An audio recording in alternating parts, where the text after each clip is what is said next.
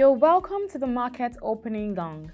Today being the second day set aside to mark the Eid al-Fitr celebration, we bring to you some key market and economic developments. The FMDQ Securities Exchange Limited announced the approval by the Board Listings and Market Committee of the listing of the FSDH Funding SPV PLC 7.05 billion naira tranche A and 4.95 billion naira tranche B Series 1 fixed rate bonds under its 30 billion naira debt issuance program on its platform.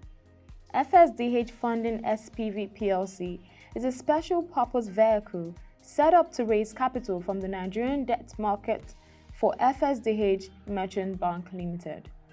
Speaking on the successful issuance of the board, the Director FSDH Funding SPV PLC, Mr. Adekunle Awojobi, stated that we are pleased about the successful 12 billion naira capital raise under the FSDH Funding SPV PLC's 30 billion naira debt issuance program. The debt issue is the first series under the program and comprises of two tranches of subordinated and senior bond notes, each with a 5-year tenure. The listing of the bonds on FMDQ's platform will help provide feasibility and enhance the liquidity of the bonds.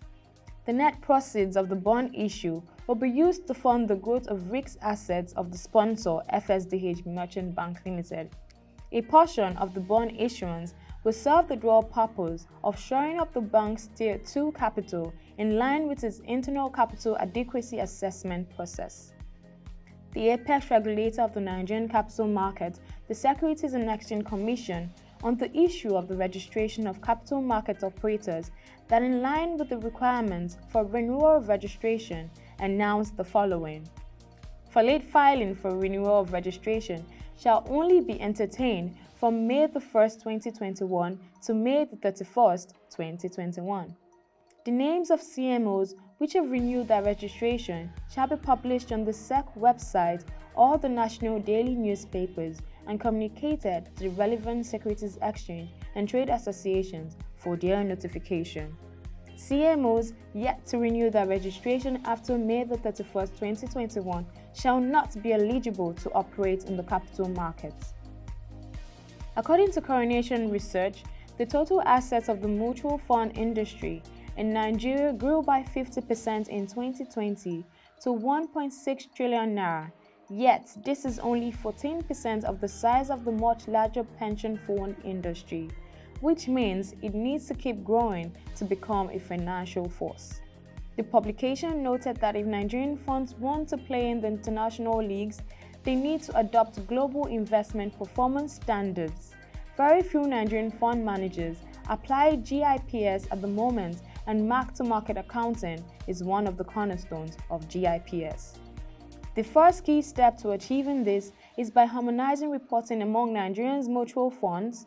GIPS has to be a long-term goal because introducing GIPS is expensive and takes time to enforce. Harmonizing the reporting of Nigerians' mutual funds is a necessary step to creating comparable data and helping the industry to achieve its potential. And that brings us to the end of this edition of the Market Opening Gong. Visit www.persianng.com to get more market updates.